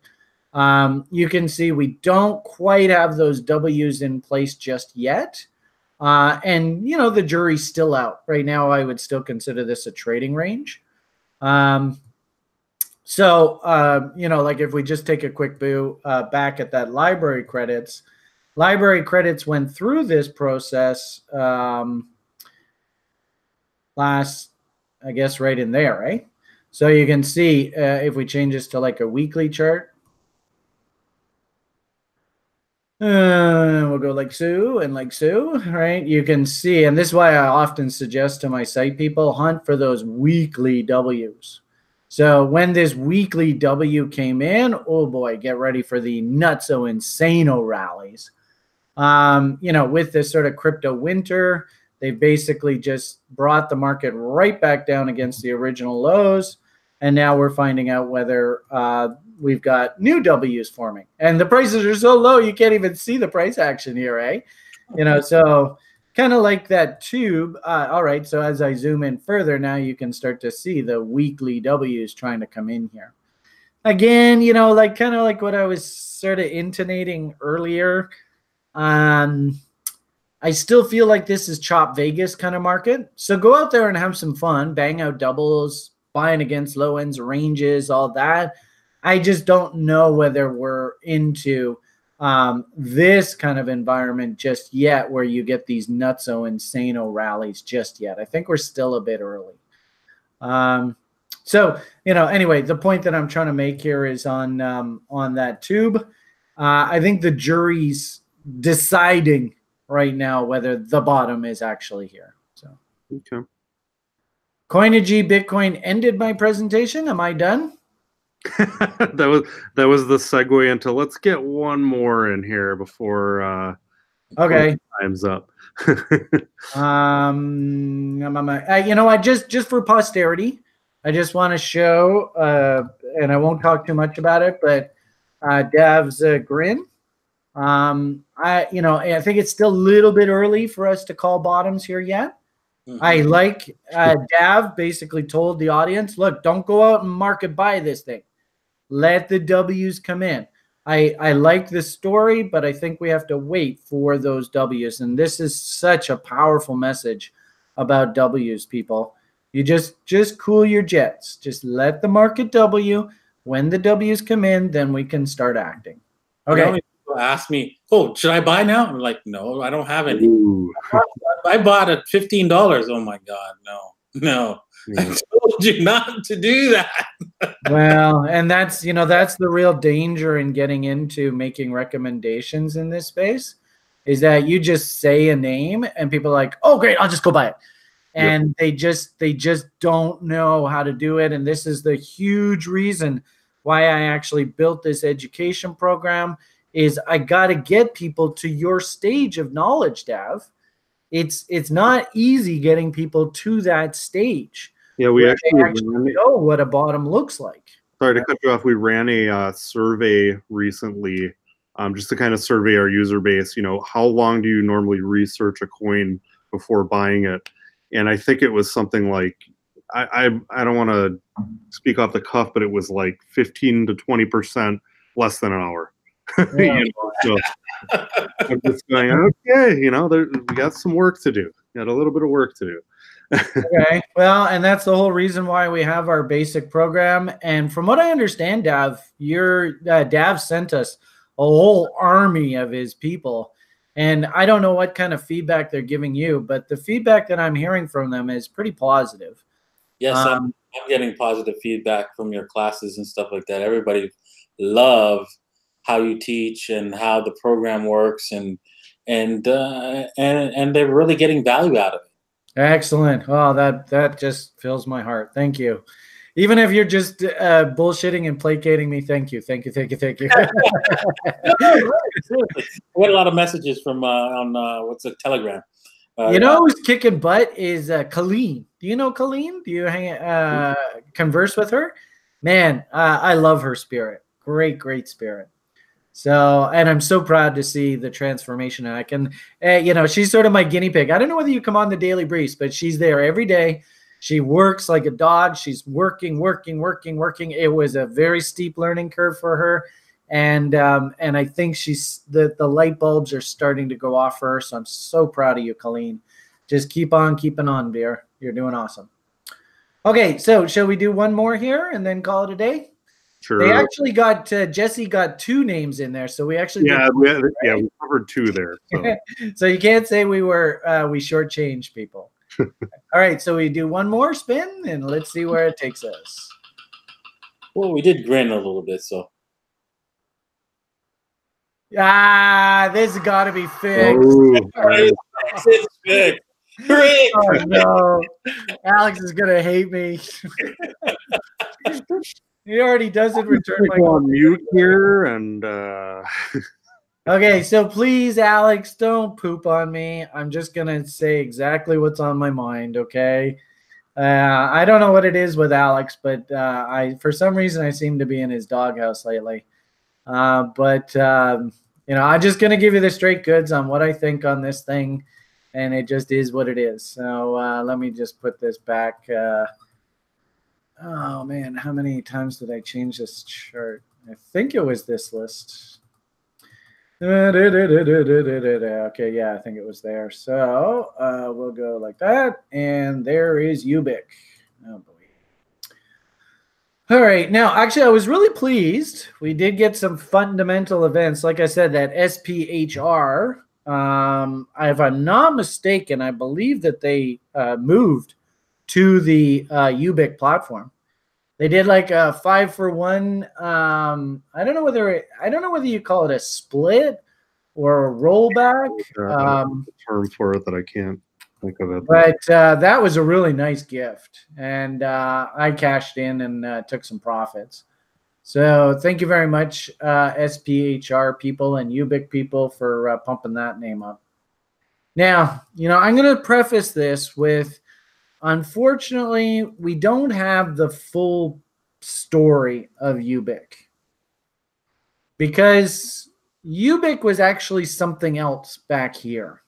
Jumbucks. That's right. And you know, actually, I was really proud of myself because I literally nailed the bottom on Jumbucks. I don't have the chart just off the top of my head here. I apologize, everybody. I don't know why, and I don't know. Is Coinigy, did you guys ever merge the data of Jumbox and I think we might have, yeah. Oh, cool. Okay. Well, Let's see if we can pull that up on the. I know that we at least at one point had the Jumbucks data. But where is? might have fallen off now. Let's see if we. So, you know, to actually get like a clear picture of the Ubiq story, you really need to understand that original data of the Jumbucks story. Ubiq and go to probably Bittrex is what. Yeah, Bittrex had the Jumbucks. Ubiq. All right, and then we'll go daily or candles. Daily. I don't know. 2017. That might be the merge data. I don't know. That's a good question. Where does the trading view one end? Does look like it. Okay, so what's the date here? This is a while ago. This is February 2017. So Jumbucks was even further back. Was that? Yeah, I think.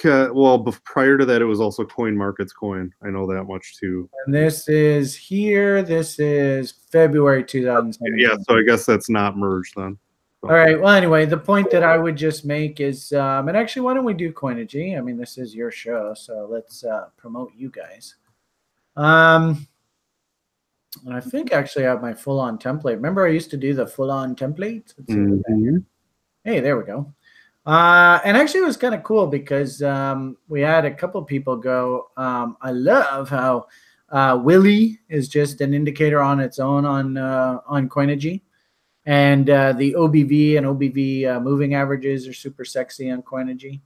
So, you know, looking at this price chart, actually, there's a bunch of information that we can glean from this. First off, you know, Dav was making reference to the 200-period moving average recently. You can clearly see we banged up against the 200-period moving average, and that sort of stopped the bull. Great example. Everybody should see this, really, and take a screenshot of this if you don't know about this. But Colleen, I know you're watching this. This is totally textbook TRI 101. Hopefully everybody can see this monstrous volume divergence here. Sweet. Actually, that's probably not the best thing to use. Let's go right. So we'll go boobity boo, there to there. Maybe we'll put that like that, and we'll do a nice big line. There we go. And the price made a lower low here. So this was sort of your first clue that, hey, something's coming. You can clearly see here, if we do our volume analysis, that the price of the asset made a lower low. And actually, really, this div goes all the way back to here, right? Yeah. Price made a lower low, but the OBV did not. Huge. I used to have one student, and actually JC knows him. I think they're still business partners, but I'm not quite sure. Jonathan. And when he took the level 1 course, he was like, I can't believe how powerful these OBV divs are. I mean, why would you need any other tool? I know. It's amazing. I tell everybody that too. I say, if you can see that, that's so rare. And the thing is we're seeing this all over the altcoin space right now. There's gazillions of these doing this right now. It's remarkable. So anyway, the point of the matter here is great example of bullish OBV divergence. Asset makes a lower low in price. OBV does not make a lower low.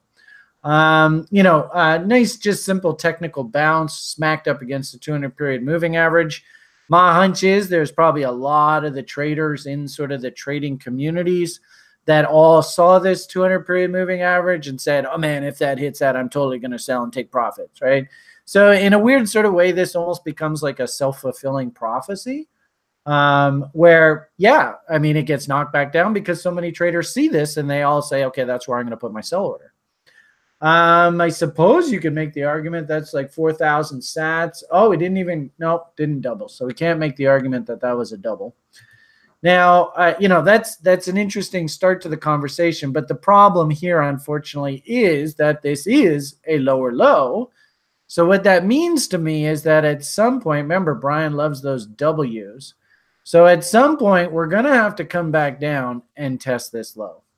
And then if we can W out and turn back up, there is the W. So now these highs actually become a huge reference point going forward. And that's assuming that these lows hold. We don't know whether these lows hold.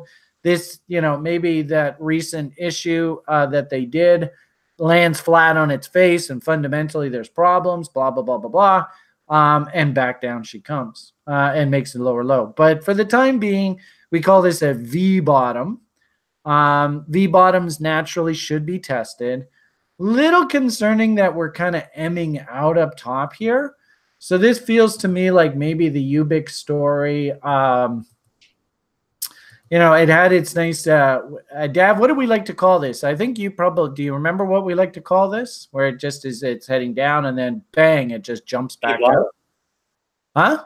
This is a V bottom. V bottom, but, traders like to call this a dead cat bounce.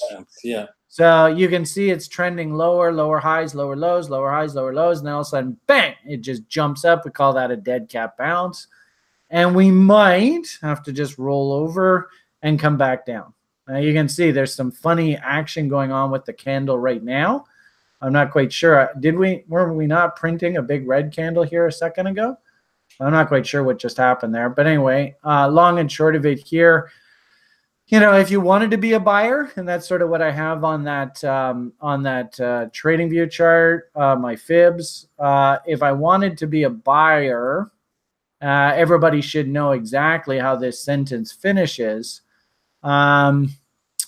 If I wanted to be a buyer, I have to throw on my fibs and do a reload zone. So you can see I already have that on my chart here. So, and notice, oh, gee whiz, there's a cheeky little gap that needs filling on the charts.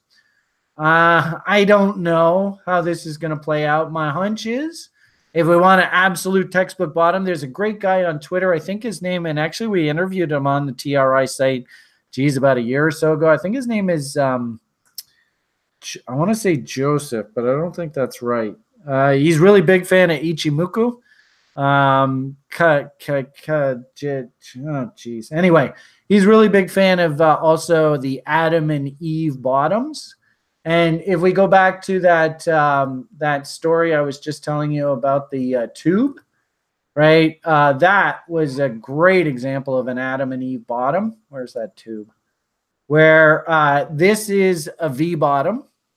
Remember we said V bottoms like to be tested. Indeed, the market came down. So think of this Adam and Eve. Think of this as Adam. And then notice we come all the way back down and Eve. You guys see where I'm going with this, YouTubers? Pay special note. This is pretty powerful formation. So my hunch is, if everything goes well for Ubic, fingers crossed for Alex, we just did the Adam part of the bottom. Ideally, we'd love to see the market come down and do the Eve part of the bottom. And of course, as I just showed you a moment ago, we would ideally love for that to happen at or below reload zones. All right, so there is our reload zone. And ooh, look at that cool color. Mm-hmm. What do you think, guys? And actually, that's pretty good eyeball, eh? That's not bad. Because I often see, and I've sort of talked to you guys about this before, but I often see that market bottoms love to come in off of 78.6. You see how that Adam Eve bottom would develop, and the breakout buy signal would actually be off of 78.6. That's what if I was looking for this thing to bottom and looking for a tradable chart pattern, this is what I would be looking for. And there it is. Cheap, a really good number right down there at 4,400 sats. Yeah. And I think if I'm not mistaken, I think there was like I said, there was a gentleman that put out a list and sort of said, if I was going to buy crypto, these are the kind of names I would be shopping for. And if I'm not mistaken, I think he even said that he would be jazzed about Ubic. If I'm not mistaken, I think he said below 5,000. So yeah, in essence, there's reload zone 44, 4,500, like you said. That would just be, just beautiful textbook. If a bottom like that could come in, that would just be awesome. We probably also should just maybe zoom down to like a 4-hour, see if there are any price gaps. Oh, hello. Oh, wow. It's so cool how this stuff happens. It's almost ridiculous. So hopefully everybody can see there's a big old fat price gap right in the middle of our reload zone. So, if I was going to be working sort of stink blind bids, I would definitely, take a real good look down in this area if I was working stinky blind bids. If you want to be a little bit more patient, a little bit more disciplined, you need a little bit more anecdotal evidence that the market has officially bottomed, then wait for the W to come in and then go from there. So that's the way I would look at UBIC right now. Sorry, Alex, let me piss you off. Yeah. You know what? The cleaning lady just arrived in my office, so. Oh, boy. Yeah, I have ours here too. So could probably wrap it up here, I'm thinking. I hope I didn't talk too much. I'm sure JC's going to make lots of fun of me on Twitter. Yeah. I tried my best. Do either of you two feel like I did a half decent job here today? Yes, Brian. I do believe so. I do believe so. I like listening to what you have to say because it's worth every minute of it. This is my once a month, however often we do it, it's a learning experience for me every time. So really all right, awesome. Well, and maybe we can it's interesting. Somebody said today's the first day of spring, which means it's the first day of altcoin season. So maybe this is sort of we can maybe plan to get together once a month or once every couple months or something going forward here as we go through the season. Yeah, I'm game. All right. So cool. Still keep altcoin alts are back, alts are dead fire with the tweets. So well, I did notice as soon as those alts are back tweets came out, everything stopped. Yeah. I don't know who it is that's driving the altcoin market, but it's like literally as soon as people start saying alts are back, end of rally. So let's all make a rule that we're not allowed to say alts are back. You're just not allowed to say it. I'll do my best. I'll do it. I think you even put it in the advertisement here for this show today. Well, I did and I also did alts are dead. So okay, gosh. So like for alts are, or I said retweet for alts are back, like for alts are dead. Okay. So anyways, on that note, thanks for tuning in, everybody. I gotta get rolling here, Brian. So did you want to say anything, any parting words, guys? Dav, you want to go first? If you guys want to help me out, check out Pandora's Wallet. We are working really hard to get this application going. We're going to definitely connect it with Coinigy. Once we have it, I think by the end of this week we'll have it like a lot of the bugs worked out. And so give it a shot right now. It's workable. You can go on the website, download the application, try it out, and let us know if you have any problems, and we'll get on those fixes right away. All right, sounds awesome. Thank you very much for listening to good old Brian rant away. Thank you for having patience. I know I'm long-winded, but hey, it all comes from a good place. If you are interested in learning how to control your behavior, set yourself up for success, maybe consider popping by the site and consider enrolling in the school program. Next term, I guess, starts up mid-May, I think we're doing, maybe mid to late May. So, in fact, we even have a 7-day trial on the site. So you can always pop by the site. I had it just on the screen there, but therationalinvestor.com, pretty straightforward. And give us a test drive. Watch a few of our daily briefs and sort of see how we operate. And then maybe consider joining our education program and get all schooled up like Dav. If I can get you, the YouTube audience, to the stage where Dav is as a trader, then I've done my job. So congratulations, Dav, on your success. I'm so proud of you. Great work. Thank you very much. It was all thanks to you.